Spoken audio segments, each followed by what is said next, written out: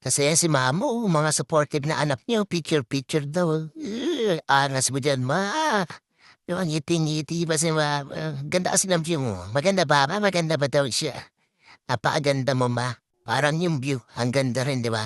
Ang angas, family bonding to ngayon to. At dumating na nga pala yung kape. Ito yung kape, yung itim na itim mo, may epal lang yun. Sumisilip-silip pa, pero yung kape talaga. Tapos yung view, napakasarap.